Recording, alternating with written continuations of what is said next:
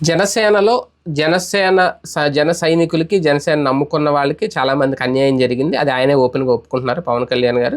లేదంటే ఆయన సింగిల్గా బరిలోకి దిగుంటే ఒక 100 సీట్ల వరకు 100 స్థానాల్లో జనసేన అభ్యర్థులు నిలబెట్టి ఉండేవారు. అదంతా ఒక ఎత్తు అయితే, సొంత అన్న నాగబాబుకి సీట్ లేకపోవడం, సీట్ ఇవ్వలేని పరిస్థితి. అందుకే ఇప్పుడు నాగబాబు గారిని రాజ్యసభకు ఎంపిక చేసే అవకాశం ఉంది అనే ఒక ప్రచారం అయితే జరుగుతుంది. ముందు అనకాపల్లి ఎంపీ టికెట్ ఇస్తారని అనుకున్నారు, కానీ అక్కడ త్యాగం చేయక తప్పలేదు.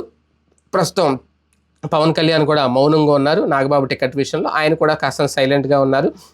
అలకబూనారు అనే ప్రచారం కూడా జరుగుతున్న నేపథ్యంలో ఇప్పుడు నాగబాబుకి రేపు గెలిచిన తర్వాత, అధికారంలోకి వచ్చిన తర్వాత, కూటమి అధికారంలోకి వచ్చిన తర్వాత రాజ్యసభ సీటు ఇచ్చే అవకాశం ఉంది, రాజ్యసభకు నామినేట్ కావచ్చు అన్న భరోసాతే ఆయన వెనక్కి తగ్గారు అనేది. 2009లో అప్పట్లో అల్లు అరవింద్ విషయంలో కూడా ప్రజారాజ్యం ద్వారా అప్పుడు రుజువైన విషయం ఏంటి అంటే, అప్పట్లో అనకాపల్లి అనేది చాలా టఫ్ సీటు కాబట్టి, పూర్తిగా గ్రామీణ నేపథ్యం ఉన్న సీటు కాబట్టి నాన్ లోకల్స్కి గెలుపు అవకాశాలు పెద్దగా ఉండవు అనేది అప్పుడు తెలిసి వచ్చి అప్పుడు ఆయన డ్రాప్ అయ్యారు, లేదంటే ఆయన బరిలోకి దిగేవారు. ఇప్పుడు నాగబాబు దిగి కూడా అలాగే పరువు పోగొట్టుకోవడం ఎందుకని చెప్పి సైలెంట్గా ఉన్నారంటే, ఏది ఏమైనా నాగబాబుకి రాజ్యసభ సీటు దక్కబోతుందా, అదే ఇప్పుడు ప్రచారం అయితే జరుగుతుంది.